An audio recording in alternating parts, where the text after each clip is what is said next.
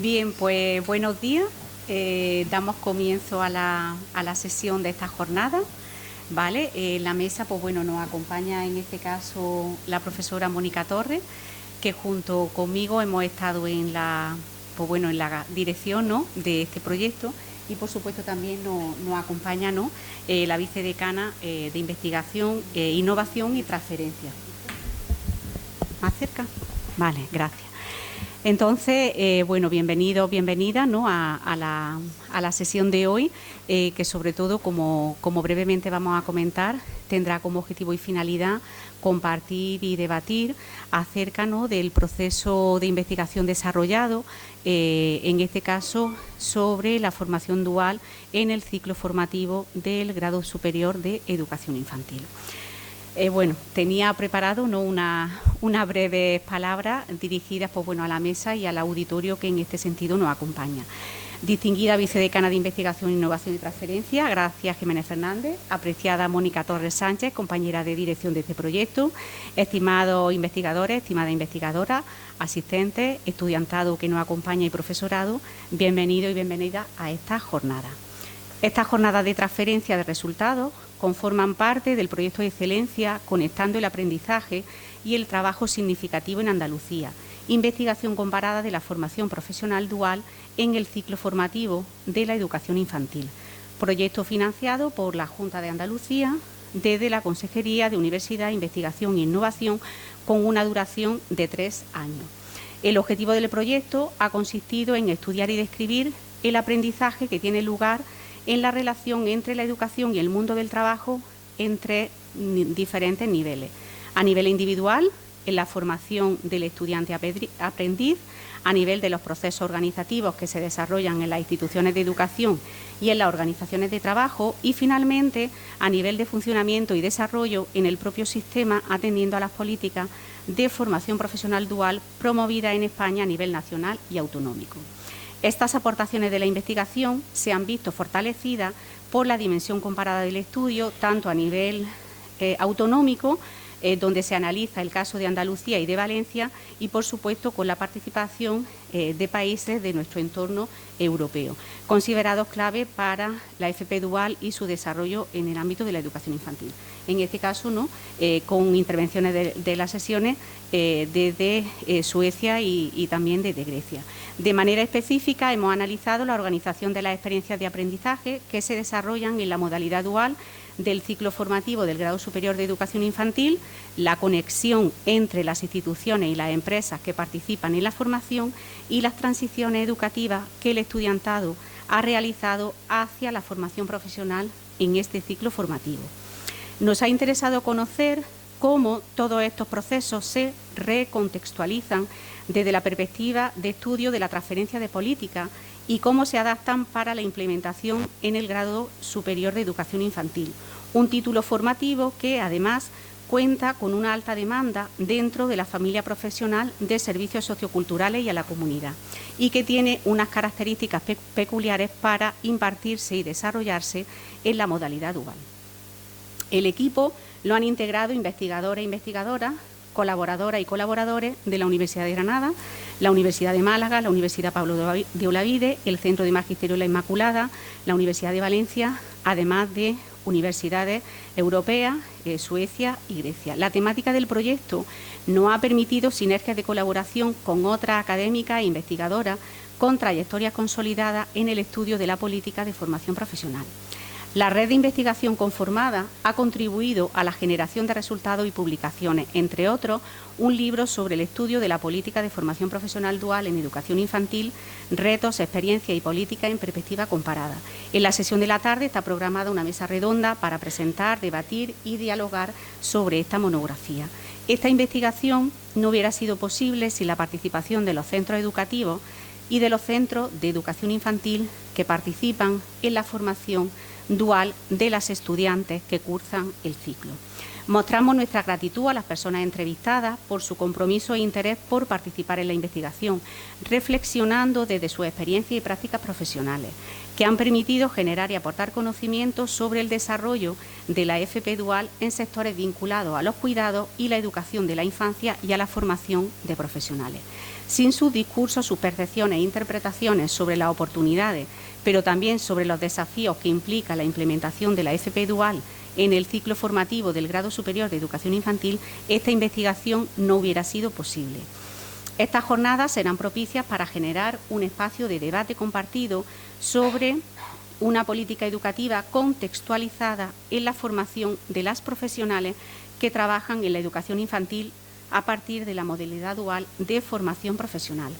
Invitamos a la participación para generar un diálogo reflexivo sobre las problemáticas y los desafíos pendientes en un sector laboral feminizado que no ha transformado, quizá debidamente, los roles de género y que sigue manteniendo una división todavía entre lo asistencial y lo educativo en el ejercicio de su desarrollo profesional. Con estas palabras, pues bueno, doy la bienvenida, ¿no? Y cedo la palabra a mi compañera, la profesora Mónica Torres de la Universidad de Málaga. Gracias. Muchas gracias, Magdalena. Muchas gracias, vicedecana de Investigación, Innovación y Transferencia de la Facultad de Ciencias de la Educación de la Universidad de Granada. Es un honor darles la bienvenida a estas jornadas de transferencia en las que se culmina un viaje que comenzó, como ya ha comentado la profesora Magdalena Jiménez, hace 3 años y que partió de la inquietud por comprender cómo se ha ido construyendo la modalidad dual en el ciclo formativo de educación infantil en nuestra región, pero también en perspectiva comparada en otras comunidades autónomas y también en otros países de la Unión Europea, para conocer, comprender e identificar los potenciales, los desafíos y los elementos de mejora de esta formación. Estas jornadas se han organizado con una intencionalidad muy clara, la de facilitar el diálogo entre investigadores, profesorado y alumnado. Para ello comenzaremos con la lección inaugural, con una mirada amplia y enriquecedora sobre el aprendizaje tanto en centros educativos como en el puesto de trabajo en Suecia, a cargo del catedrático Lázaro Moreno Herrera de la Universidad de Estocolmo. Esta perspectiva nórdica nos ayudará a situar nuestra experiencia en un contexto más amplio. La primera mesa redonda, a continuación, reúne a todos los protagonistas de la FP dual, profesorado, alumnado y representantes de entidades implicadas en el desarrollo de la formación profesional.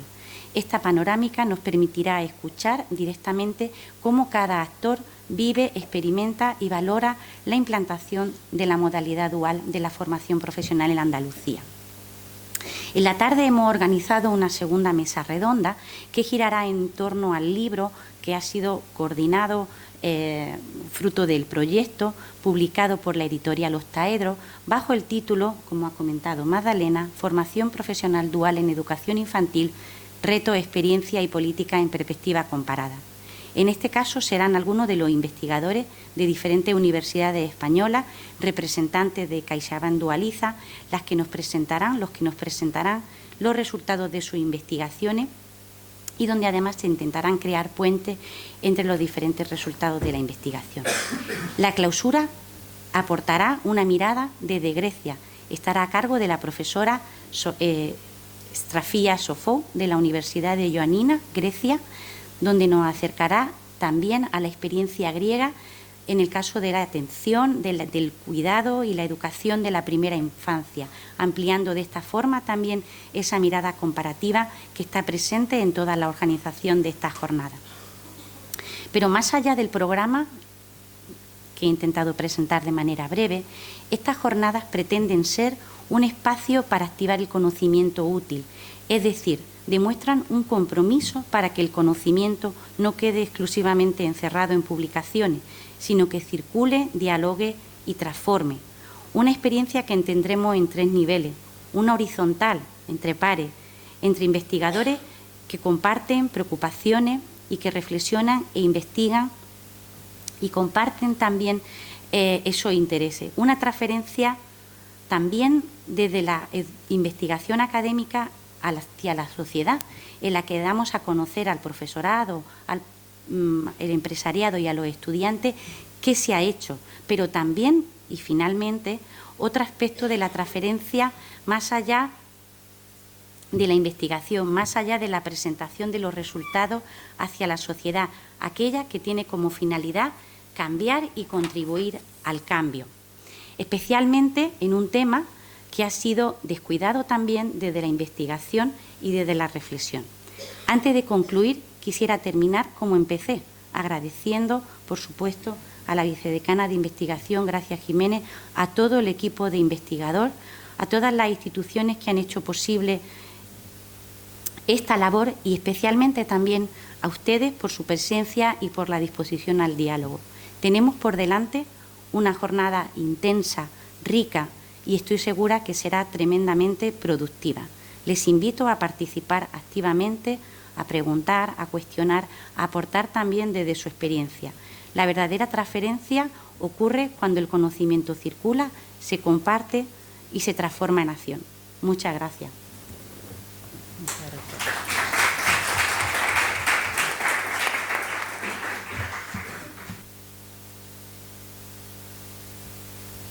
Buenos días, queridos compañeros, queridas compañeras, investigadores, investigadoras, estudiantes, investigadoras principales de este proyecto tan interesante. Muchísimas gracias por invitarme a participar en esta jornada. Para mí, como vicedecana en el ámbito de la investigación, de la transferencia, de la innovación y como representante del equipo de Canal de esta facultad, formar parte de este evento, de esta inauguración, me parece algo fundamental. Por lo tanto, mi agradecimiento.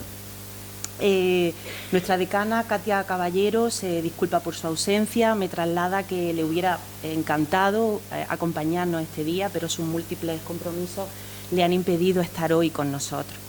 En primer lugar, permítanme expresar mi agradecimiento a quienes han hecho posible esta jornada, a todas las personas implicadas en el proyecto de investigación, y quiero también hacer una especial mención al Grupo de Investigación, Política y Reformas Educativas Comparadas, y no solamente por la organización de este encuentro, sino también por su compromiso continuo con la mejora educativa y su relevante papel en la facultad.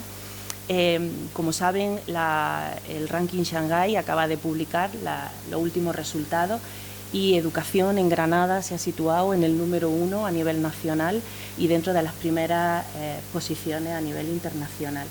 Y creo que eso es resultado de todo el esfuerzo, de todo el trabajo de los diferentes grupos de investigación que formamos parte de esta facultad, de este centro. Para nosotros, de hecho, en la Facultad de Ciencias de la Educación es sin duda prioritario, fundamental, impulsar y apoyar la investigación que se desarrolla por parte de nuestros compañeros, de nuestras compañeras, y de forma especial aquella que implica transferencia de resultados. Desde el vicedecanato mantenemos una apuesta firme por crear puentes para que los resultados de la investigación salgan de las publicaciones, que son importantes y fundamentales, pero que tengan un impacto en nuestra sociedad. Consideramos que como investigadores e investigadoras educativas es una responsabilidad más que tenemos, además de realizar esa investigación rigurosa y con toda la calidad que implica, ¿no?, la investigación educativa aplicada a contextos fuera del laboratorio.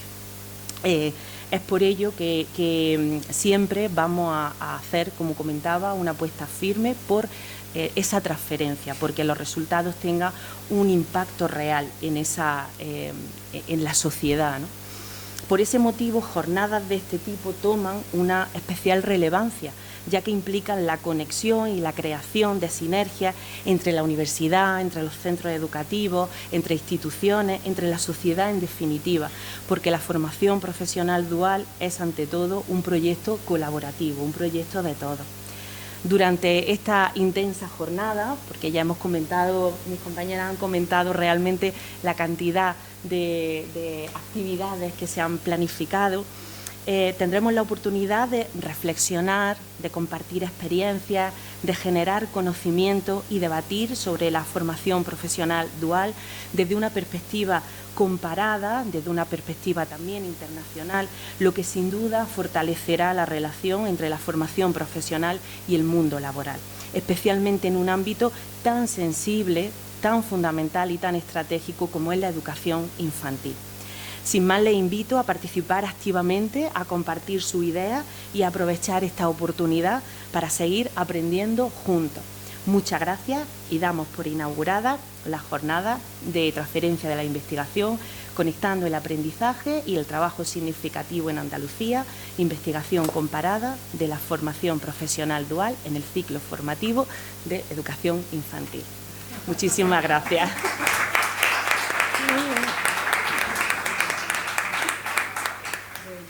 Vamos a continuar o vamos a iniciar con la conferencia inaugural, que tenemos la gran suerte de contar con nosotros para la conferencia inaugural con Lázaro Moreno Herrera, que es profesor de educación dentro del área de formación y educación profesional en la Universidad de Estocolmo.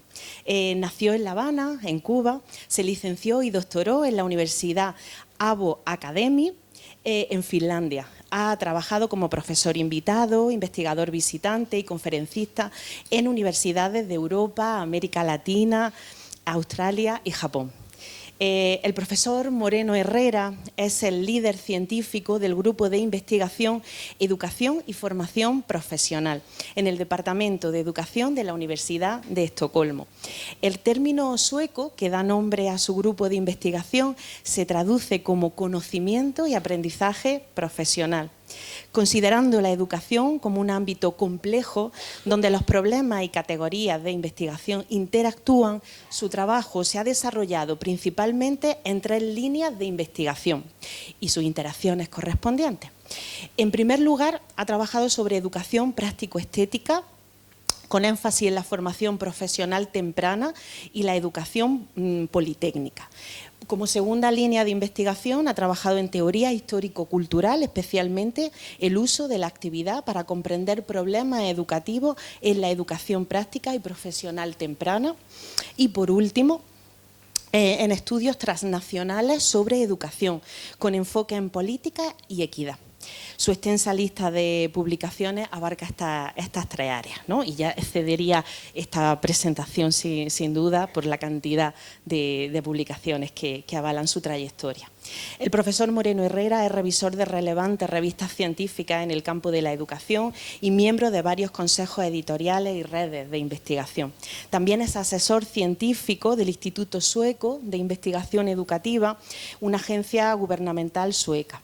Ha trabajado en proyectos financiados por la Comisión Europea, así como en proyectos del Consejo Sueco de Investigaciones. Ya ven que es todo un lujo tenerlo hoy para ofrecernos la conferencia inaugural Aprendizaje en centros educacionales y puestos de trabajo, potencialidades y desafíos en la formación profesional. Muchísimas gracias, Lázaro, cuando quiera.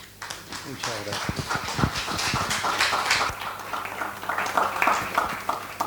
Bueno, muchísimas gracias a la vicedecana por la introducción y quiero agradecer mucho a nuestras colegas profesoras Magdalena y Mónica por la invitación para estar con ustedes hoy y compartir un poco de la perspectiva internacional, pero sobre todo desde el punto de vista sueco, de la experiencia educacional allá, con respecto a estas temáticas, el aprendizaje en centros educacionales y el puesto de trabajo. Es un desafío que no es solo un desafío peninsular, un desafío de ustedes acá, lo tenemos en Suecia y internacionalmente en la actualidad es algo muy alto en la agenda, por la relación que hay entre el aprendizaje y la empleabilidad, que es otro de los desafíos que tenemos. Yo en la presentación quiero, bueno, primero referirme a algunos aspectos contextuales, después al marco conceptual y contextos de aprendizaje, qué pasa cuando nos movemos, cuáles son aspectos fundamentales que tenemos que considerar cuando estamos viendo el proceso de aprendizaje en diferentes contextos. Los desafíos sociales y los modelos de FP, estamos hablando de diferentes modelos duales basados en la escuela, qué pasa y cuáles son las ventajas y las tensiones que tenemos que enfrentar.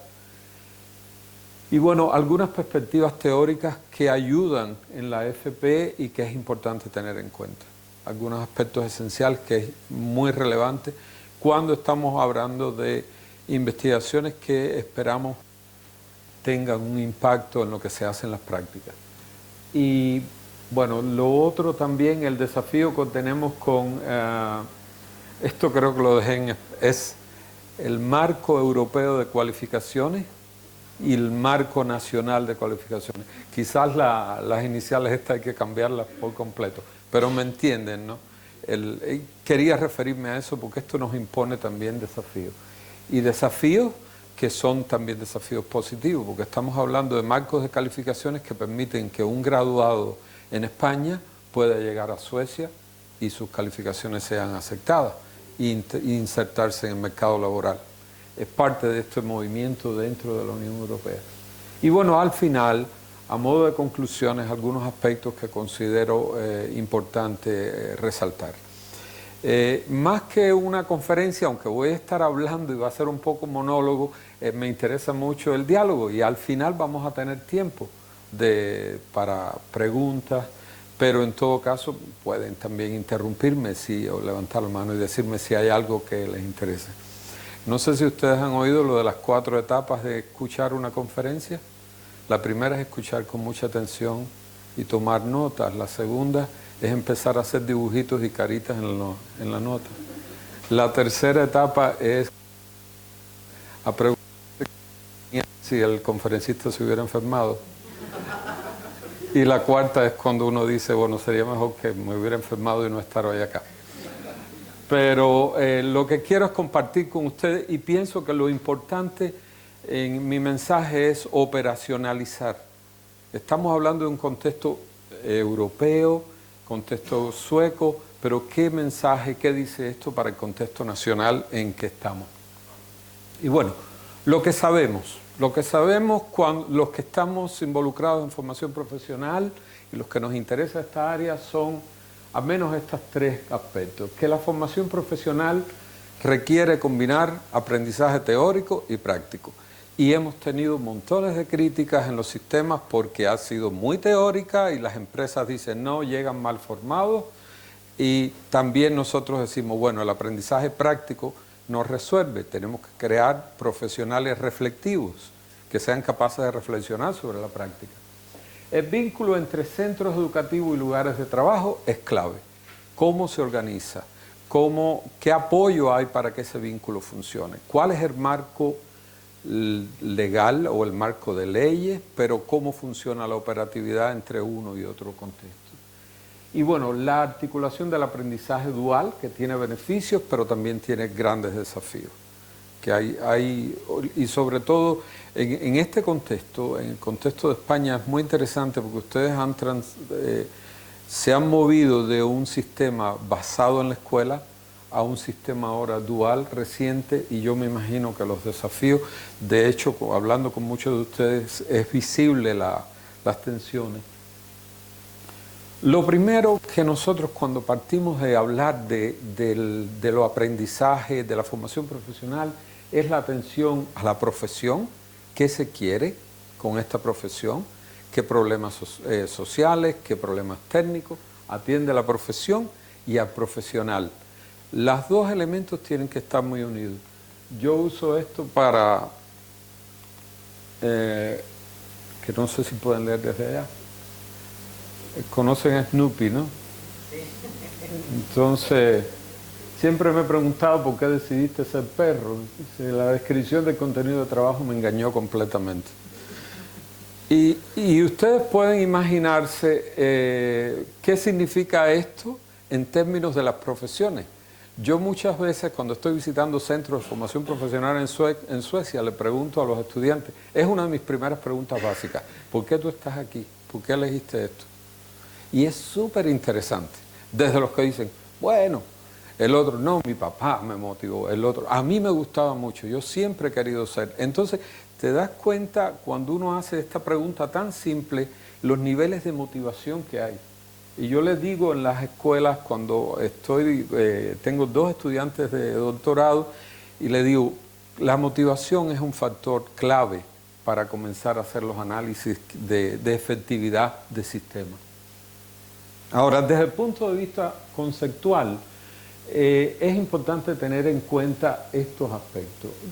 Yo he resumido acá y al final la presentación la van a tener y pueden ya ustedes ver a que le interese un poco entrar más en detalle de fuentes, ¿no? La formación profesional integra saberes técnicos, sociales y culturales. Y esto es un ABC que podemos decir, pero muchas veces se pierde un poco la parte social y la parte cultural. Por ejemplo, la formación profesional, yo he estado involucrado con formación profesional en el caso de Scania, la marca sueca de rastra, y de Volvo. Y Volvo abrió fábricas en China. Teníamos estudiantes formados en FP en Suecia que van a China, brillantísimos desde el punto de vista técnico y profesional. Cuando llegan a trabajar en un medio cultural como el chino, vienen los problemas, porque están acostumbrados a otras cosas. Los chinos están acostumbrados a jerarquía, los suecos tienen jerarquía plana, ¿se dice? Equipo, ¿cómo? Horizontal y acostumbrados al trabajo de equipo, a escucharse unos a los otros, y llegan a un lugar donde dicen, no, aquí es uno. Entonces es importantísimo tener esto en cuenta. El aprendizaje en el trabajo y la parte del aprendizaje situado. Muchos de ustedes, porque veo que aquí muchos doctores y con maestrías, Leiban Wenger los conocen seguro. El aprendizaje situado. Y el aprendizaje situado, como las comunidades de aprendizaje también, para verlo más allá del individuo, sino este contexto. Y creo que eso nos ayuda mucho a entender los desafíos que tenemos en procesos de aprendizaje en la FP. Hay otro aspecto que es súper importante, que es la parte del capital humano y social, el conocimiento, las redes sociales. ¿Qué aporto yo como individuo? ¿Cuál es mi capital humano y cuál es el capital social que traigo conmigo a la institución?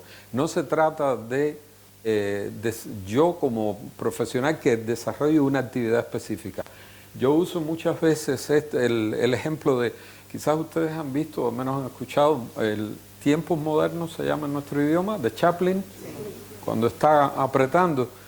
Estamos en otros tiempos, ya no es suficiente ser bueno en apretar tornillos o en hacer un proceso determinado, sino que este capital humano, lo que traigo yo con mi experiencia sociocultural, unido a la experiencia profesional. Entonces esto es importante. Y lo otro también que tenemos, que es el desafío que tenemos, los que nos interesa la parte de formación para la FP, es los enfoques pedagógicos y la forma en que, bueno, diferentes enfoques, el aprendizaje experiencial, por ejemplo, muy importante. Lo otro, la parte del profesional reflexivo, que es muy importante también, un profesional que reflexiona, que es capaz de críticamente y perfeccionar su práctica, que nos lleva a otros desafíos, el espacio que haya para reflexión o no. Entonces estos son aspectos que están ahí y que es importante tenerlos en cuenta cuando estamos hablando de qué queremos hacer, cuando queremos hablar de calidad en la formación. Ahora, el desafío, la potencialidad del aprendizaje en dos contextos. Esto es algo que supuestamente lo tenemos claro, pero es importante reflexionar en esto. Una de las cosas que garantizamos con los dos contextos es la autenticidad del aprendizaje y las tareas reales. Que eso ha sido un eslabón, el talón de Aquiles a veces de los sistemas basados en la escuela. Las críticas que se tenían eran esas precisamente. No es que se preparan, pero que cuando llegan al puesto de trabajo no hacen bien las cosas. Entonces, esto ha sido uno de aspectos que hay que tener en cuenta. La transferencia de conocimientos y esta relación de teoría a práctica. Cómo se transfiere el conocimiento, la teoría y la práctica. Hay, por ejemplo, el tema en Suecia para nosotros ha sido muy importante el tema de alfabetización tecnológica. ¿Cómo puedes el conocimiento teórico, la comprensión de los procesos teóricos, transferirlos a la práctica? Y esto ustedes lo ven, bueno, desde el manual de IKEA, que dicen que es en Suecia la segunda causa de divorcio, a las realidades, ¿no? ¿Cómo podemos la lectura, la alfabetización tecnológica nos ayuda en la práctica? Y la alfabetización tecnológica se ayuda mucho de esta vinculación de los dos contextos. El desarrollo de la identidad profesional es otro aspecto que es muy importante para nosotros. ¿Cuáles son los componentes de la identidad profesional? Y sin extenderme mucho, la identidad profesional la definimos como una mezcla que tiene que ver con mi identidad como individuo y la profesión en sí misma. Y de qué modo podemos nosotros en la formación profesional desarrollar o comenzar a desarrollar identidad profesional. Identidad profesional no se desarrolla en un día, es parte de un proceso, pero en la FP tenemos el desafío de comenzar a desarrollar una identidad profesional, una ética que como componentes que están involucrados en ello.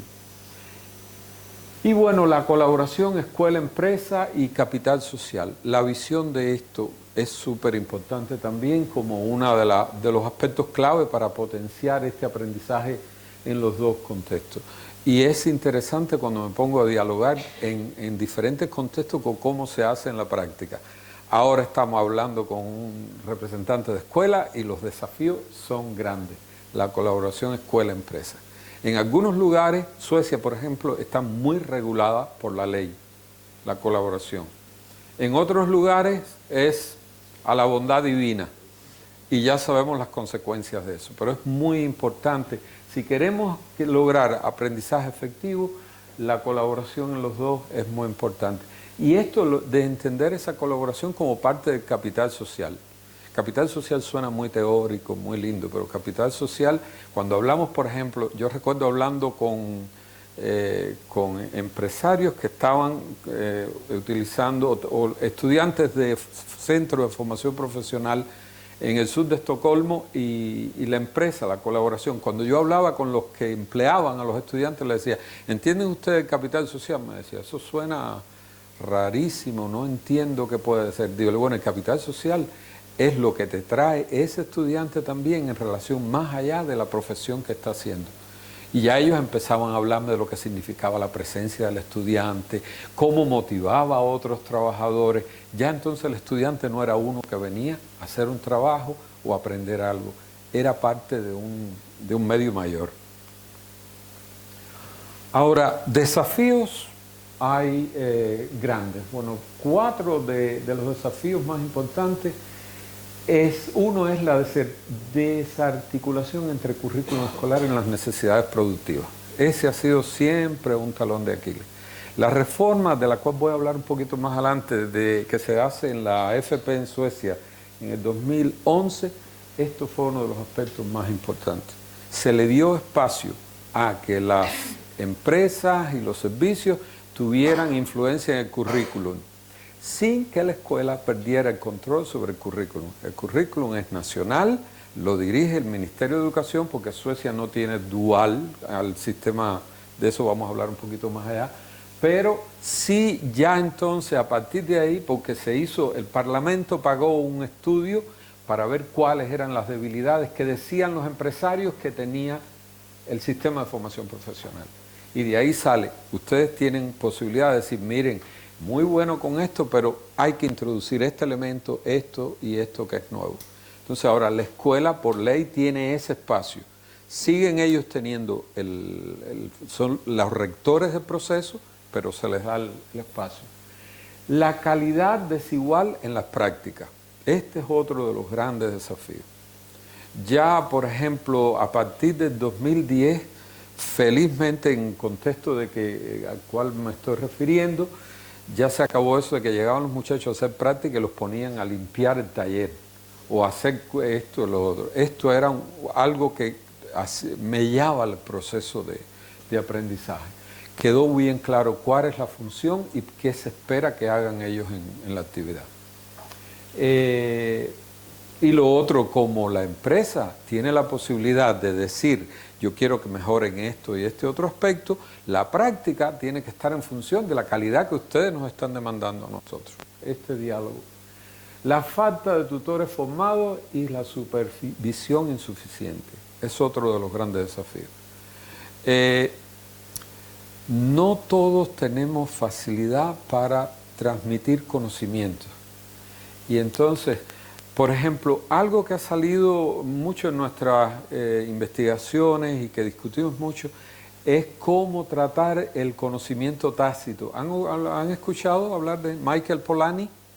Desde los 70. Michael Polanyi, conocimiento tácito, es el conocimiento que tenemos y que no sabemos que tenemos.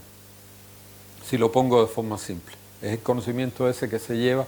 Ahora, la función era cómo podemos ese conocimiento tácito transformarlo y de qué vía podemos usarlo de una mejor forma.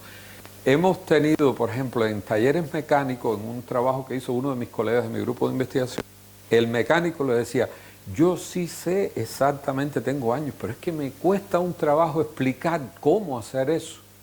Y entonces ahí nosotros venía el desafío también desde el punto de vista investigativo y docente. ¿Cómo tú puedes ese conocimiento tácito transferirlo? ¿A través de qué medio? De ahí estaba que le dijimos o este colega le decía al dueño del taller, tienes que darle un tiempo para pensar y para poder discutir y para hablar con nosotros de cómo podemos hacer esto. El conocimiento, y es muy difícil, porque hay personas que no pueden. Yo recuerdo, por ejemplo, tratando una vez, un ejemplo de conocimiento tácito que le pongo a mis estudiantes. Cuando fui a hacer mi doctorado a Suecia, un víctima de mi contexto cultural, nunca me preocupé por cocinar. Era tarea de mi mamá. Y entonces cuando me voy a Finlandia le digo, quiero que me enseñes a hacer esto. Y entonces cuando me está preparando, le digo, ¿cuántas cucharaditas de esto tengo que poner? No, hijo, pruébalo, el olor, y tú le echas. Dígole, pero es que esto no se hace así. Le dije, bueno, gracias, dentro de 2 años vengo a comerlo esto, ¿no? Allá voy a experimentar. Porque tiene un conocimiento increíble que no es capaz de poner de forma estructurada. Y ese es el desafío que tenemos en la formación profesional, que está allí y es importante tenerlo en cuenta. ¿Y cómo podemos ayudar a formar tutores? Ahora los centros, por ejemplo, en el sur de Estocolmo, en uno de estos centros que hemos usado como piloto, traen a los tutores de las empresas y les dan preparación. Pero no preparación de sentarlos en un curso, sino ¿y cómo haría? Y ellos dicen, ¿y cómo puedo hacer esto? Y cuando quiero explicar tal cosa, entonces ese diálogo funciona. Lo otro, los riesgos del aprendizaje centrado en productividad inmediata. Esto es otro de los talones de Aquiles fuertes que hemos tenido que, y la ley de 2011 vino muy clara, no es productividad inmediata, es formación. Entonces ya la empresa sabe, no trates de, no sé cómo diríamos por acá, de exprimirle jugo al que te mandamos. Viene en un proceso de formación. Y este ha sido uno de los grandes desafíos, que no está resuelto totalmente, pero es algo que desde la escuela se le está prestando mucha atención. Y hay algo súper importante en esto, hablando de acá, que es algo que llamamos, si lo traduzco literalmente, conversación tripartita. El alumno, el instructor y el profesor de escuela. La conversación entre los tres y el seguimiento. Esta conversación tripartita es súper importante, porque el alumno puede decir, no, pero lo que me están poniendo a hacer es esto, esto y esto. Y entonces el del instructor dice, sí, pero teniendo en cuenta esto, tú no haces tal cosa. Entonces ahí se analiza lo que funciona mal, pero también, me gusta esto, yo quisiera aprender más. Esto tiene una función no solo de control, y yo diría menos de control, pero más función de desarrollo. Y entonces por esto le digo, es uno de los riesgos que tenemos. El rol de los actores parece claro, pero siempre se nos pierde en la película. Los centros educativos, por ejemplo, para nosotros asegurar las bases teóricas y los acuerdos con la empresa. De qué forma lo hacemos, qué marco legal tenemos para eso. Ahora, por ejemplo, en Suecia, después del 2011, y como ven es reciente, porque en tiempo no es muy atrás, la escuela tiene la ley del gobierno y le dice, no, tienen que hacerlo porque ustedes saben que el gobierno, junto con la cámara, ¿cómo se llaman? Cámaras de comercio, ¿sí? A nivel nacional, esto es un acuerdo entre ellos, así que ustedes tienen que seguirlo. Esto es importante, que el centro educativo tiene la base teórica, pero el acuerdo con la empresa también tiene que funcionar. Las empresas también ofrecer el contexto de aprendizaje significativo y tutoría. Y esta partecita de acá, aprendizaje significativo, es súper importante. No se trata de qué voy a hacer, qué plan, cuáles son las habilidades a desarrollar y el proceso de tutoría. Y bueno, el estudiante tiene también exigencias, tiene su parte. La participación activa, la construcción de identidad profesional, como mencionaba antes. Ahora viene algo muy interesante. Miren esta, si pueden ver desde allá, las estadísticas de desempleo juvenil de 18 a 24 años.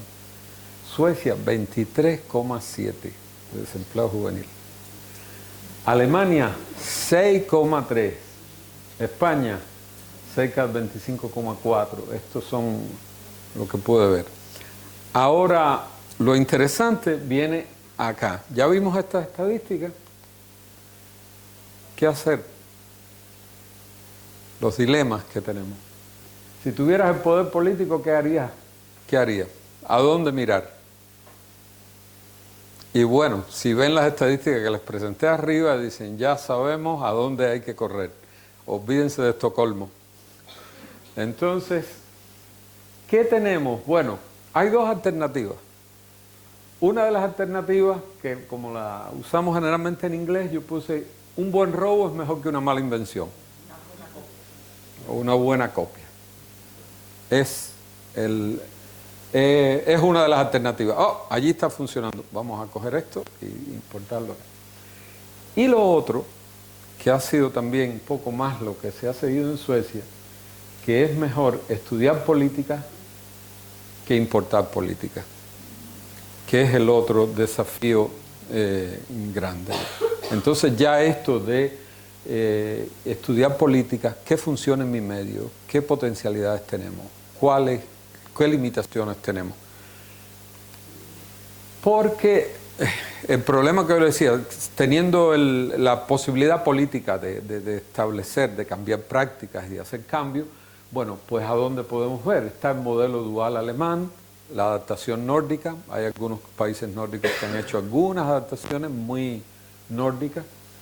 Lo otro está las estrategias europeas, y lo he visto cuando hablo de latinoamericanos, he estado en México, están haciendo cosas muy interesantes en la vinculación escuela-empresa, por ejemplo. Pero sé que hay otros contextos, creo que Chile, tenemos colegas allá que han hecho experiencias interesantes. Y lo otro, bueno, la experiencia sueca centrada más en el capital social y cultural. La escuela, la formación profesional. Saben que en inglés FP es VET, Vocational Education and Training. Y sí, veo que los estudiantes de ustedes están muy bien preparados en inglés, así es que no es problema. Lo que decimos, por ejemplo, en Suecia, cuando hablamos de esto en inglés, es que la E tiene que ser bien grande. Y a veces es lo más chiquito. La E es para educación, education. Porque training, lo que ha pasado es que muchas veces históricamente se ha invertido. Y la T es grandota y la E pequeñita. Entonces el sistema, el de la experiencia sueca, se centra más en esto. En la E, con una visión un poco más amplia que el simple desarrollo de habilidades. Entonces, Pero en España se han cargado la E, que formación profesional.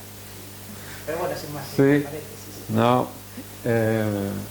Bueno, si ustedes ven, por ejemplo, aquí hay algo interesante también. ¿Por qué les traigo esto a colación? Porque cuando analizamos estadísticas, las estadísticas se pueden leer de diferentes formas. Y si no tenemos, vamos a ver qué hay detrás de las estadísticas, ahí caemos fácil en la trampa, decir, oh, allí son mejores, aquí son peores. Por ejemplo, revisando un poco literatura en general, veo que las causas de desempleo juvenil que dicen en general en diferentes estudios es que en Suecia hay una alta participación estudiantil y búsqueda de activos y una transición educativa prolongada. ¿Qué quiero decir con esto? Que los estudiantes están Entonces, la transición esa se prolonga. Y por supuesto, nada más que un estudiante está solicitando un trabajo, cae en la estadística de desempleo, a pesar de que está estudiando, que quiere hacer otra actividad. En Alemania, bueno, Alemania es el ejemplo que yo le digo, cuando he estado en contexto, he estado trabajando con colegas de Malasia y ellos han mandado grandes grupos a Alemania a estudiar el sistema. Y yo le digo, no sean tan, critican mucho esto, ¿no? Yo le digo, no sean tan, como digamos, tan duros, tan recios con sus políticos. Es muy atractivo el sistema alemán y han resuelto el problema. Yo creo que lo que hay es que ir detrás de la cortina del alemán, porque de verdad que el sistema dual reduce el desempleo. Es una realidad. Hay un fuerte vínculo entre la educación y el empleo, terminas y entonces hay ventajas allá. Y en España lo que he visto es que hay, en diferentes literaturas se habla de que hay un desajuste entre la formación y el mercado laboral, que no sé, ustedes que están acá pueden decir en qué medida. Y hay una alta temporalidad y segmentación, que también influye en este desarrollo. Ahora, el desempleo juvenil en Suecia, por eso hablándole un poquito detrás, sin extenderme mucho en esta parte, ¿por qué el desempleo juvenil es tan alto en Suecia? Porque parece que se dedica un poquito más a... Por ejemplo, en Suecia la mayoría de los jóvenes recibe dinero para su educación, lo que hace que se enfocan más en estudios antes que buscar trabajo como primera opción. Y aparecen estadísticas de desempleo.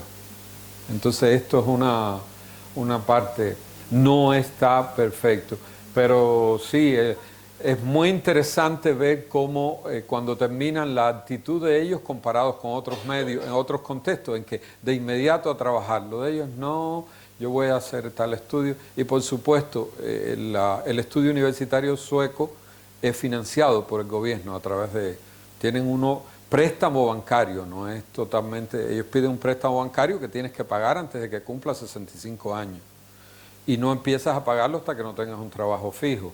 Y el interés es bien bajito. Pero eso también hace que influya. Y lo otro también, solamente un poco, yo estoy haciendo esta pausa en el caso de las estadísticas porque me interesa también que ustedes comprendan que no siempre la estadística nos dice. Si un estudiante busca empleo, aunque sea por pocas horas, se cuenta como desempleado, según la definición de la OIT. Y en Suecia muchos jóvenes combinan estudio con búsqueda de trabajo. Ya caen en esa estadística. La transición del sistema educativo laboral es más lento. Los jóvenes suelen ser más selectivos. Esto no me gusta, voy a probar esto, y eso crea también. Y bueno, también este apoyo social que decía que también influye en la... Del sistema alemán, creo que ustedes han oído bastante. Me parece que aquí ustedes conocen más del sistema alemán que lo que conocemos nosotros en Suecia.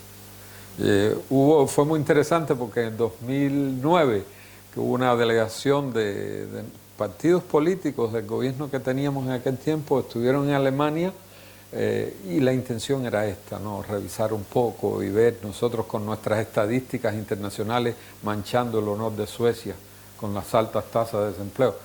Parece que los políticos nuestros tuvieron muy buen viaje a Alemania, cervezas deben haber tomado mucho, pero regresaron a Suecia con hay que mejorar lo que estamos haciendo, pero no es zona de importar el sistema alemán. Y fue lo que sucedió en realidad. No, en serio, se produjo un análisis muy serio de las quejas del empresariado sobre la calidad de la FP. El Parlamento puso dinero en el análisis, en un estudio que después se debatió, se dio espacio y se convirtió en la ley del 2011, donde se le dijo a la empresariado, ustedes tienen voz por ley y obligación por ley también. Y la escuela tienen que escucharlo. Entonces, el sistema alemán, no voy a entrar en detalles porque no digo, ustedes conocen. Lo que pasa, simplemente decir algo, ¿por qué el sistema es tan exitoso? Llevan, y me corrige el historiador que tenemos en salud, llevan casi un siglo donde hay una relación entre empresa, educación y los otros actores sociales y gobierno muy fuerte. Entonces, estos elementos que forman parte del sistema trabajan muy unidos. Hay una cooperación muy, muy fuerte. Entonces, a partir de ahí, el gran desafío que hay con el dual es llegar a medios donde esa tradición no existe. Y ahí es donde entonces sí se nos complican las cosas. En Suecia, con la FP, si voy al caso sueco, hay dos temas fundamentales: empleabilidad y la cohesión social. Cohesión social se entiende como queremos tener una sociedad tranquila, donde todo el mundo se sienta parte, donde una sociedad estable. Si tienes un trabajo, la primera condición para la cohesión social es el empleo, por decirlo de forma simple sin ser simplista. Y esto es una de las cosas que ha tenido, por ejemplo, a partir de la reforma del 2011, muy fuerte. Cohesión social garantizada a través de la empleabilidad. Y la FP como parte del modelo de bienestar social, que ha cambiado mucho. El sistema sueco actual no es el sistema de los 70, de Olof Palme, ellos usaban el concepto de la casa del pueblo, pero todavía está fuerte.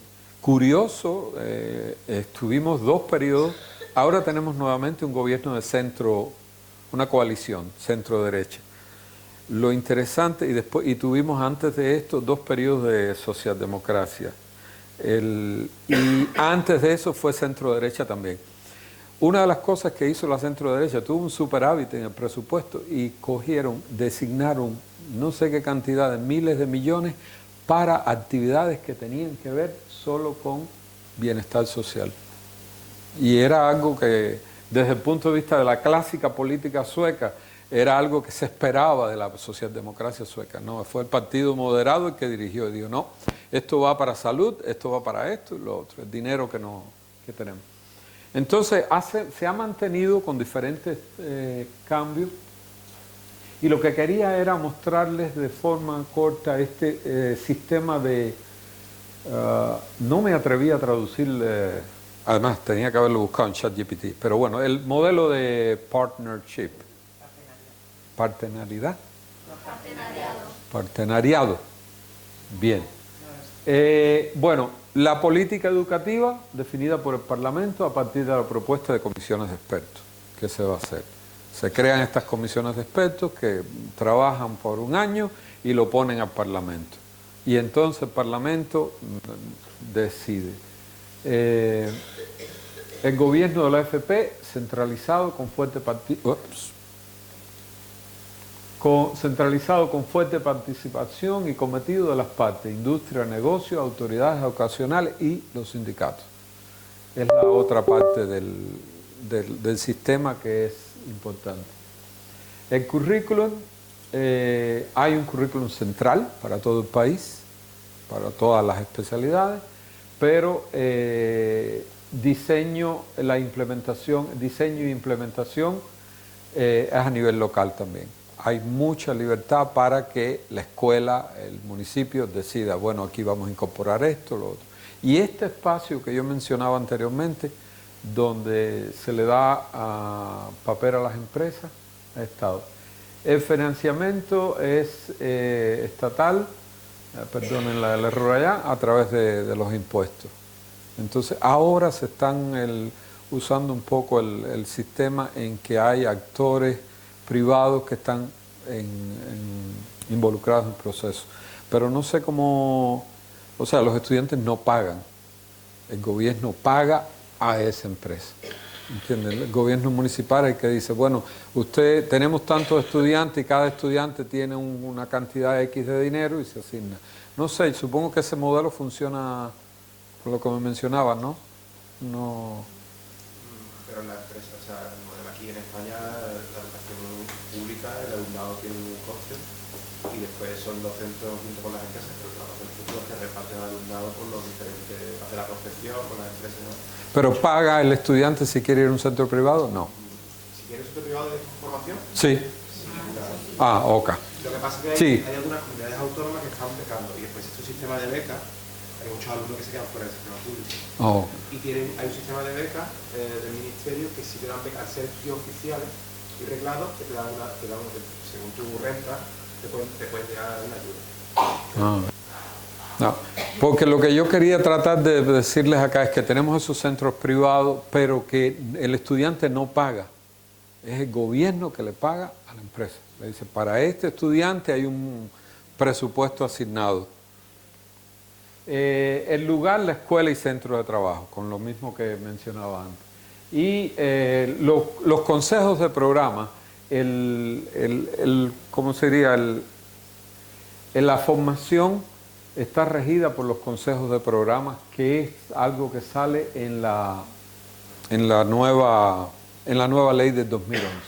Bueno, los nórdicos tienen cada uno sus características. No voy a entrar en detalles acá por un factor de tiempo, pero es interesante ver las diferencias que tenemos, ¿no?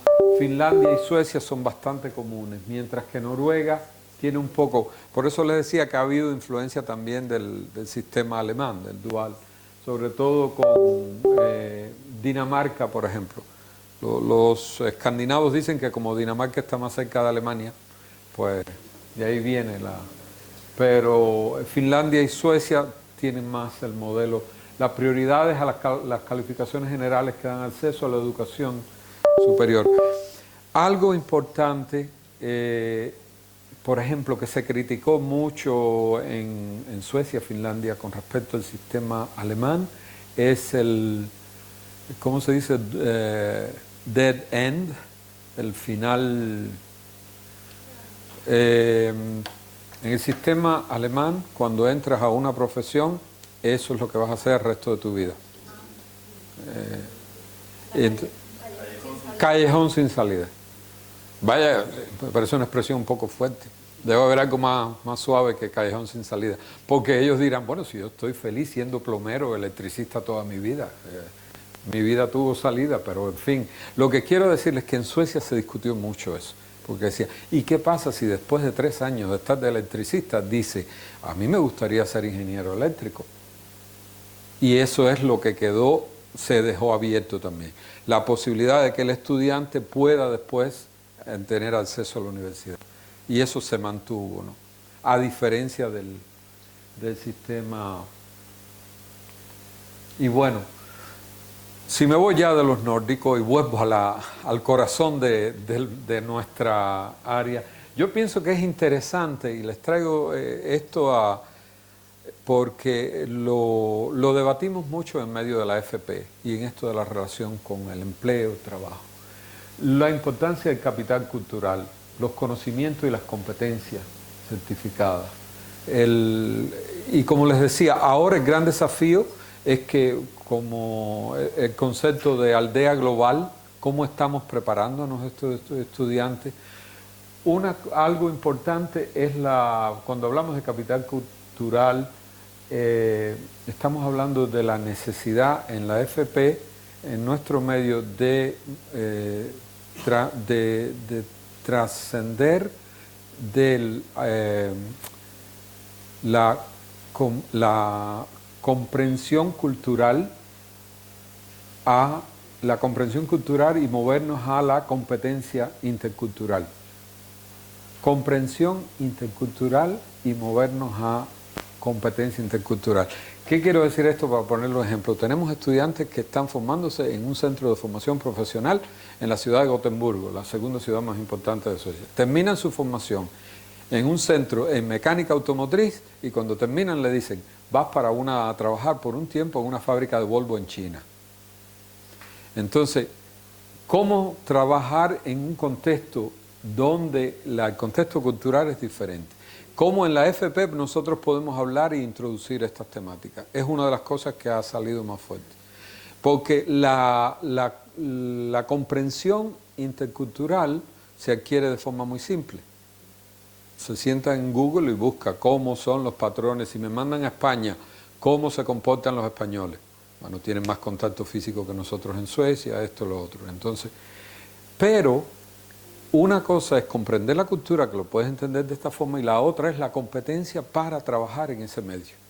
Y ese es el desafío que tenemos, porque nuestros estudiantes se mueven también. Y bueno, de ahí viene un poco esto, el capital social, las relaciones con el entorno laboral. Ahora estamos hablando de la necesidad de habilidades transversales, de la posibilidad de movilidad en el mercado de trabajo, que es algo que se está dando, ¿no?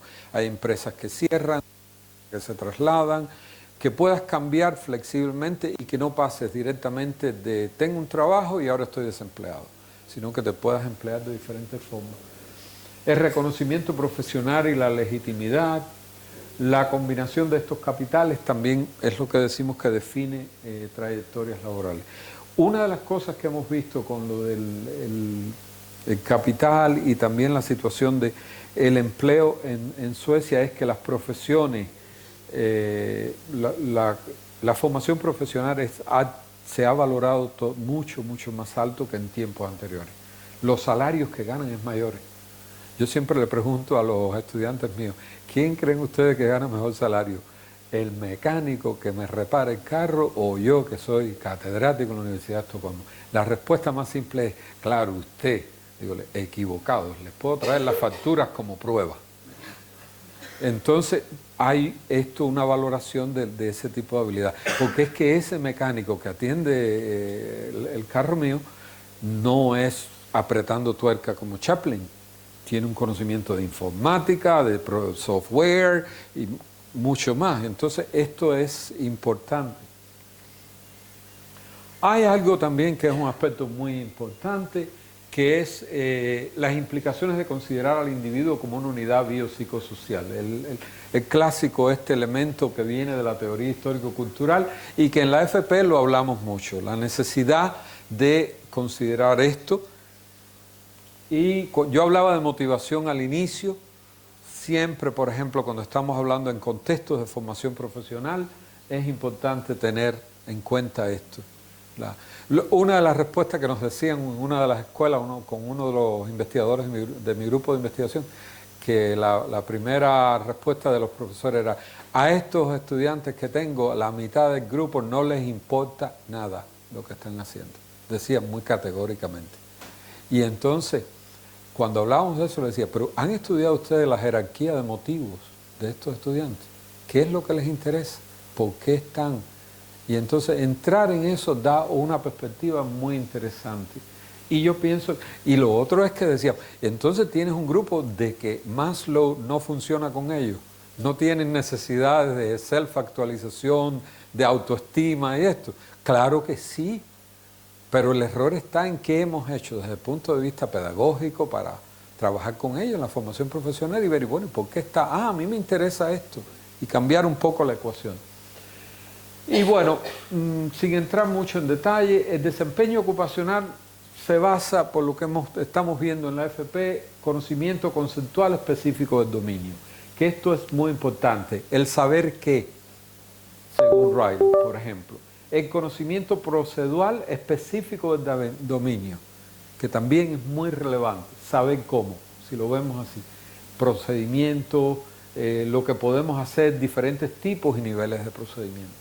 Y el conocimiento disposicional, que es el saber para. O sea, valores, actitudes relacionados con, bueno, instancias canónicas y de práctica. Incluye también lo que valoramos, las disposiciones personales y derivadas de la sociedad. Porque, ¿qué pasa? Generalmente lo que vemos en la FP, en las investigaciones, es que se prioriza o se atienden uno de estos aspectos. Y se pierde un poco la visión de que hay que tenerlo atención en los tres. Estos son imágenes de Suecia. ¿Cuál es la mayor motivación histórica y sueca por la calidad de una buena formación profesional? Es como dicen, ha habido siempre. Entonces, los desafíos que tenemos en la investigación están en el contexto, y yo creo que esto no es sueco, esto es internacional. Tenemos problemas que están a nivel macro, que tenemos que entender, que tienen que ver con políticas educativas, cómo entender las políticas. La otra, el nivel meso, el diseño de programas, instituciones de formación profesional, qué hacemos, cómo lo hacemos. Y el nivel micro, que tiene que ver con los procesos de aprendizaje a nivel de taller y de aula. Esta combinación es lo que hace que la investigación en nuestro campo progrese. tener en cuenta esto.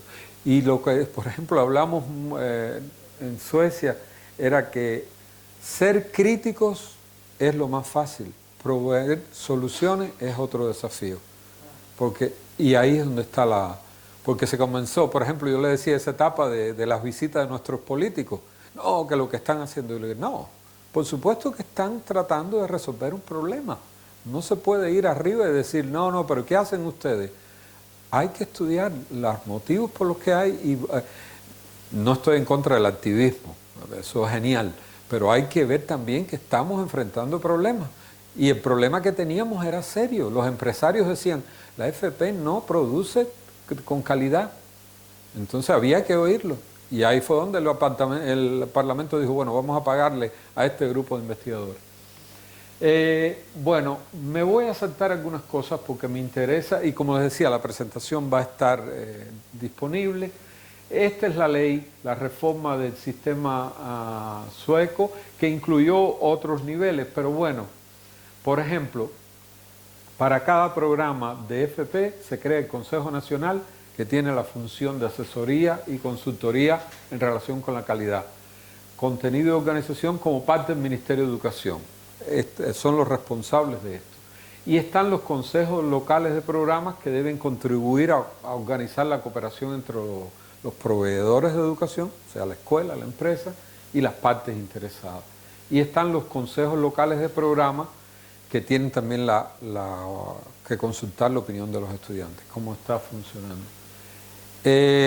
Esta parte es súper importante. Estos consejos de programa es donde se produce el diálogo en, ¿cómo llamabas a la autoridad municipal? ¿Consejería? Sí, a nivel regional.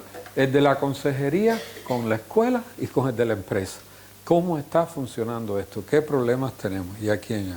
Bueno, ¿por qué se facilitó? Porque el gobierno, en la ley del 2011, dijo aquí todos tenemos que contribuir. Y no, en unos municipios funciona de maravilla, no es el reino de los cielos. En otros, cuando vamos a la escuela, dice, tremenda atención, dicen que nunca tienen tiempo para reuniones, hasta que tenemos que llamar a la consejería y decirle, estos no quieren venir. Entonces ya ellos empujan por allá y dicen, sí tiene porque están... Entonces ahí no es fácil. En otros municipios te hablan maravillas. Y bueno, como nos interesa también la formación de los docentes, digo yo, instructores, no sé cuál es el término correcto por acá, hay dos aspectos fundamentales cuando estamos hablando de esto. La investigación, o sea, presentar, que los estudiantes tengan acceso a la investigación, lo último que se ha producido en este campo, y lo otro, la evidencia, la experiencia probada, que no sé exactamente cuál es el término más correcto, pero lo que quiero decir así es que no es solo porque está el error que teníamos que decir, no, yo llevo 20 años haciendo esto. A mí no hay quien me diga, llevas 20 años haciéndolo mal. Entonces, lo importante no es eso. Ha probado que tiene éxito esto, ya esa es la experiencia probada de la que estamos hablando. Y esto es muy importante cuando se está seleccionando los centros con quien trabajar. No es decirte, esta empresa tiene un historial de no sé qué, sí, pero ¿y qué? Y bueno, yo les decía que este dilema, me estoy acercando al final, que tenemos de las certificaciones en calificación y competencia, que es muy importante esto también, la relación entre la calificación, la competencia y que se traduce en certificación. Hay sociedades, hay contextos, países que son muy enfocados en certificación. Enséñame el papel y eso decide. En otros lugares es muéstrame lo que sabes. Por ejemplo, los suecos son muy de certificación. Por eso es que han trabajado tanto con mejorar que la calificación, que lo que se quiere ahí sea bueno. Porque lo primero que te piden es muéstrame tu titulación o tu papel. Con los americanos esto no funciona así. Lo de los americanos, por ejemplo, la experiencia que hemos visto con colegas con los que trabajamos de la Universidad del Sur de la Florida es hazme hacer dinero que te voy a hacer dinero. Mensaje claro al que va a entrar. Entonces hay que tener en cuenta, y yo le pongo esto muchas veces a mis estudiantes, se busca un limpiador de establo, ¿tiene algún título de formación? Soy doctor en pedagogía. Debo entender esto como un no. En medida en que cómo contextualizamos. Y esto, ¿cómo ganamos esto? Esta relación. bueno, con hacer que la formación que se está dando, que las cualificaciones que damos tengan también un respaldo en competencia, en el saber hacer. Entonces, a modo de conclusiones, los resultados dependen de la calidad del maestro más que de la calidad de la escuela. Y yo digo ahí arriba, debatibles, ¿no? Esto puede ser que ustedes puedan decir, porque hay quien dice, no, si la escuela es buena, pero ¿y dónde se gana la batalla? Esto tiene su cosa. La práctica profesional es en condiciones de incertidumbre, la formación y entrenamiento pedagógico no es suficiente. Hay que buscar también otras formas de activar. Y el pensamiento del maestro, del instructor, interactúa con factores institucionales y de contexto general. No se puede ver como algo aislado. ¿En qué estamos? Necesita el maestro o instructor conocimiento y habilidad pedagógica. Esto se pierde muchas veces y es súper importante. La capacidad y posibilidad de reflexionar. Cuando hablamos de profesional reflexivo, la primera pregunta que nos hacen en investigaciones es ¿en qué tiempo? Si no tenemos ni para tomarnos un café juntos. Vamos a buscar el medio. Y la capacidad de ser crítico también. El desarrollo del maestro va de la mano del desarrollo de la institución y el desarrollo del sistema de educación. Este contexto, ¿en qué medida lo que hacemos en esta linda casa del saber tiene relación con lo que está pasando allá afuera? Es súper importante. Es necesario el diseño e implementación de diferentes modalidades y formas de desarrollo profesional. Lo más común del mundo es, vengan todos que vamos a pasar un curso. ¿Se necesita el curso? Pudiéramos organizar una tutoría con uno en un pequeño grupo. Entonces este es un importante desafío. Y evitar la tentación de copiar recetas, que es muy común. Y además es muy humano, porque uno siempre piensa, bueno, si hago esto, pues me va a salir bien. Sin pensar en que el problema que yo tengo interno no es el que tiene el otro. El aprendizaje dual potencia la empleabilidad y cohesión práctica. Entonces, claro, hay, cuando funciona, cuando están las condiciones creadas. El requerimiento que hablamos entre las instituciones de coordinación. Y bueno, hablaba de capital de Bourdieu y permite analizar desigualdades también, en qué medida. Y entonces la importancia también de fortalecer políticas de calidad, tutoría y equidad. No es solo masividad, sino la... Entonces, finalmente, como decimos, y esto es de los vikingos, y siempre hablamos de que no hay receta, que el camino por recorrer, el camino al éxito, como dice tu hijo, la carretera que conduce al éxito está siempre en construcción. Y es importante tener esa capacidad. Ahí dejo también algo de la referencia para los que quieran un poquito más. Pero bueno, muchas gracias. Espero que no hayan hecho muchos dibujitos. Y nada, una vez más agradecido, vicedecana y colegas.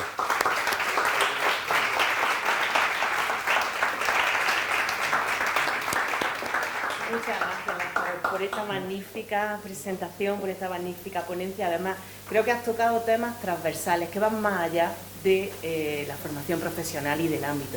Todos los que somos formadores aquí yo creo que compartimos, ¿no?, muchas de las cuestiones que has dejado, ¿no?, y que son preocupantes y que están pasando, ¿no? Lo comentábamos antes incluso con Magdalena, que son comunes y generales y transversales. Así que muchísimas gracias, por esta ponencia. Y bueno, si tenéis alguna cuestión, alguna... Sí. Eso es un montón de cosas. Pero bueno, hay una cosa que sí me gustaría, porque como has nombrado la ley de 2011 sueca... ¿Necesita un micro? Yo creo que sí. Nada. Que bueno, Lázaro, muchísimas gracias por la intervención, súper interesante.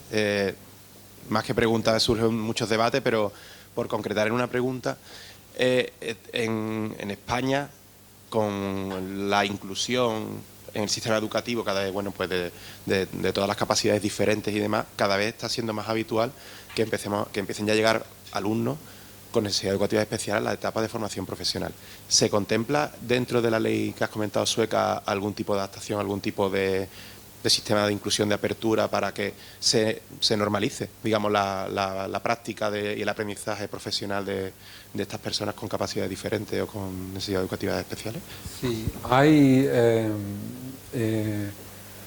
no creo que la ley lo toca como un aspecto específico, pero cuando se habla de inclusión, está.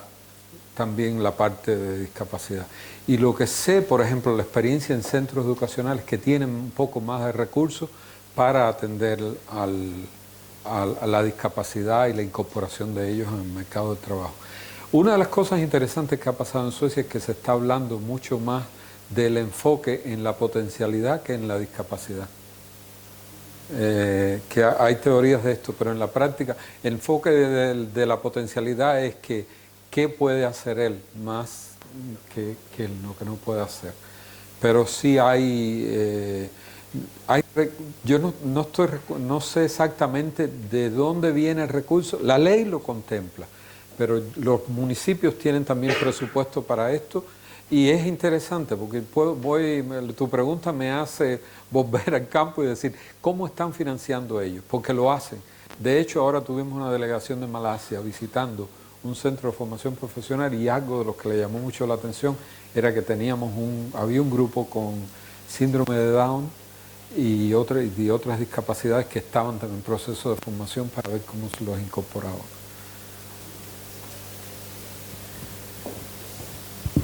Gracias por esta fantástica presentación, que no es fácil sintetizar. Solamente un comentario en tema también de desempleo. En España, el 60% de los jóvenes con discapacidad están en desempleo.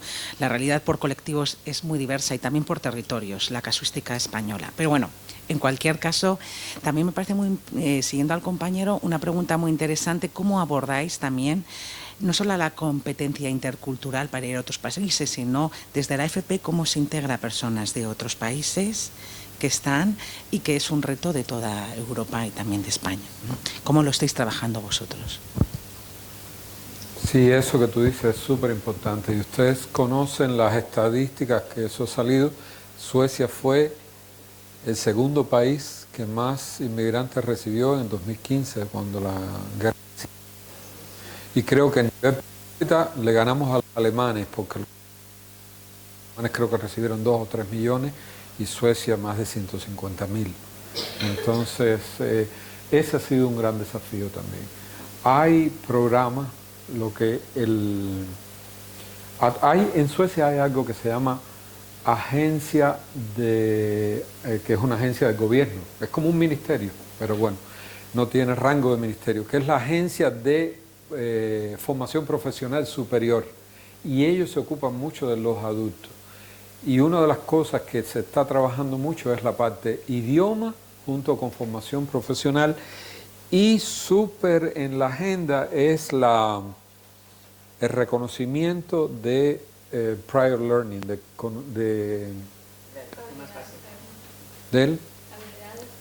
de habilidades previas. ¿De dónde viene? ¿Qué tiene? La caracterización, ¿qué puedes contribuir?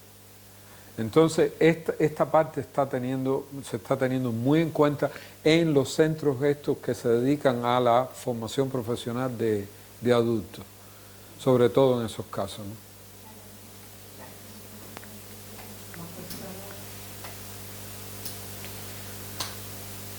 Sí.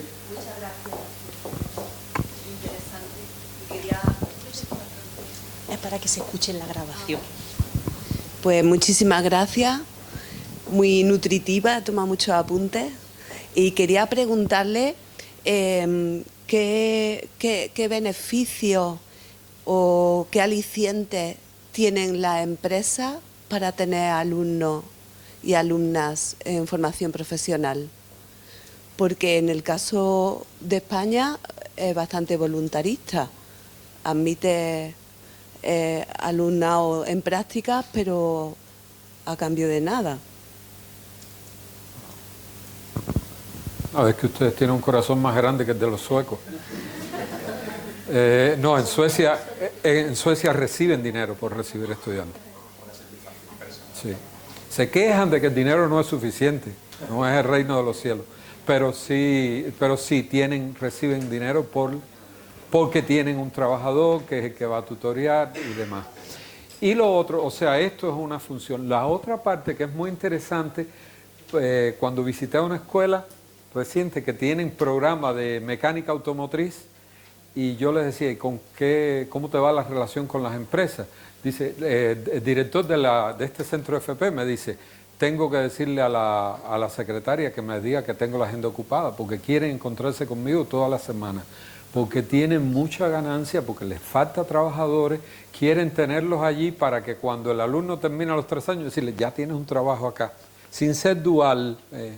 Entonces, ese es otro incentivo. Hay centros donde hay una falta grande, hay muchas profesiones, y esa es otra parte buena que los motiva a ellos, porque dicen, bueno, lo voy a tener en formación y hay una alta posibilidad de que después se quede conmigo en la empresa.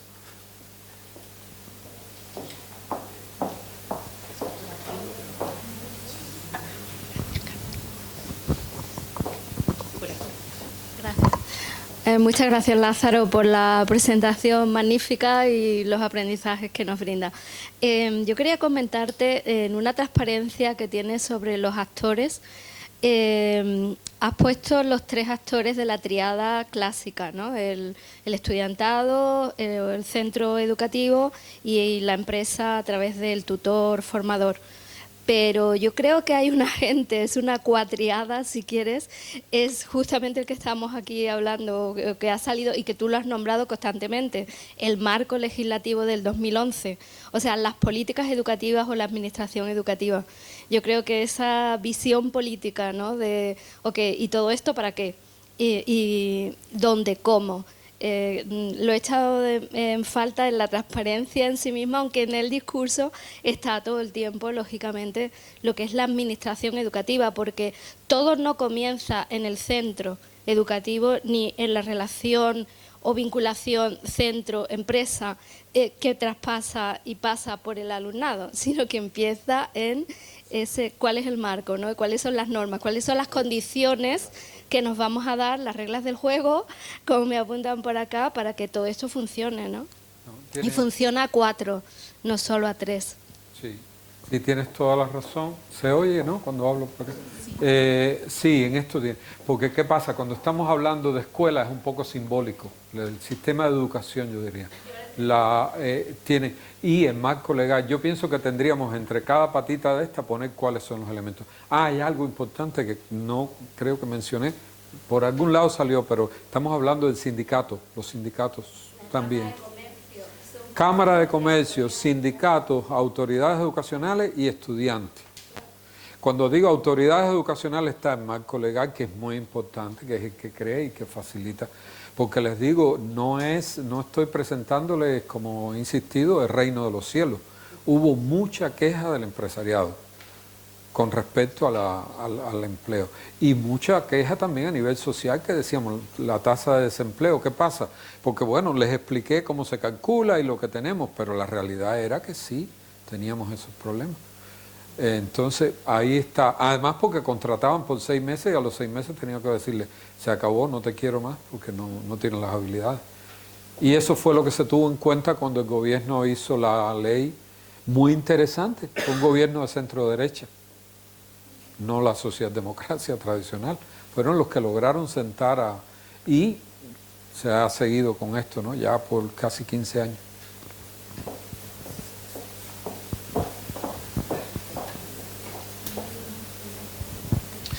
Gracias. Me uno a las felicitaciones por su presentación. Ha sido muy instructiva y se agradece muchísimo escuchar la experiencia y el conocimiento de gente que viene de otros países, en este caso europeos. Me voy a centrar mi pregunta, comentario en 2 de las diapositivas que ha presentado. La diapositiva en donde aparecen los 2 pilares del avance, del progreso, de la mejora. Un pilar era la investigación y el otro pilar era la producción, generación de evidencias, ¿no? Mi pregunta concreta era cuál es la salud del sistema educativo de investigación sueco en cuanto a la producción de investigaciones que sean capaces de identificar qué programas, qué actuaciones, qué políticas funcionan y cuáles no funcionan. Porque esa es una de las asignaturas pendientes de nuestro sistema educativo y en concreto también, por qué no decirlo, del sitio en el que estamos, de las facultades de educación en cuanto a capacidad para generar investigaciones rigurosas, de verdad, no estudios de valoración, investigaciones rigurosas que permitan unir al sistema educativo pues a la ola internacional de generar, de agarrarnos a las prácticas educativas que funcionan y a las políticas educativas, diseñar políticas educativas basadas en la evidencia. Y ahí entra la otra diapositiva que le quería comentar. Es un riesgo en nuestro contexto específico, yo diría que de España y de esta facultad, el promocionar o el reivindicar la creatividad en la adopción de soluciones a los problemas que tenemos. Porque yo creo que hay un exceso de uso de la creatividad en detrimento del uso de modelos que funcionan en la práctica. La creatividad hay que dejarla para donde procede, pero no a la hora de hacer frente a los problemas que tenemos. Muchas gracias. Gracias por dos preguntas muy interesantes y que vienen muy bien con esto. Con respecto a lo primero, la investigación. En Suecia siempre la tendencia es a quejarse de lo que nos falta, ¿no? A veces. Pero, por ejemplo, el Consejo Científico, Consejo Sueco de Investigaciones, es la entidad del gobierno que más financia investigaciones. En los últimos 5 años, al menos estamos hablando de un país que tiene 14 universidades, todas son públicas, estamos hablando de reducido, ¿no? Han habido más de 6 que recuerde en cada año proyectos que han sido financiados por el Consejo Sueco de Investigaciones que tienen que ver con la FP. La buena noticia que tuve la semana pasada fue que nos aprobaron financiamiento de 46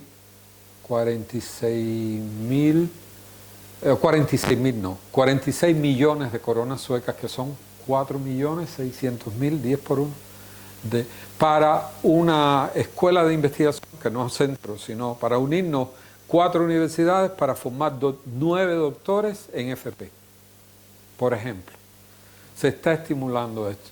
Estoy trabajando con otro proyecto que se hizo la pregunta de los inmigrantes, porque estoy trabajando con ese proyecto que lo dirijo yo, en el que estamos viendo cómo la industria automovilística sueca ha contribuido a la integración de inmigrantes en el mercado del trabajo y en la sociedad sueca.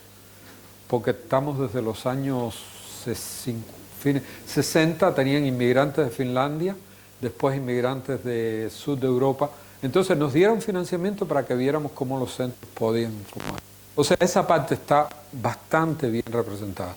Siempre es como noviembre llega para nosotros como en espera de qué pasa con lo que hemos mandado, ¿no?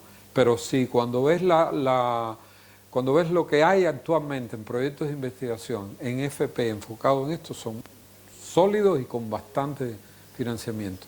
Eso ha ganado. Al gobierno le importa también porque buscan también empleabilidad. Son proyectos que le ven resultados. Y lo segundo era sobre el sistema sueco está generando ese tipo de investigación de calidad que permita ofrecer soluciones locales. Sí. Vuestra experiencia a esos problemas. Y el uso de la creatividad. Ahí está. Esto de creatividad se ha usado muy a la ligera, si lo puedo decir de forma simple.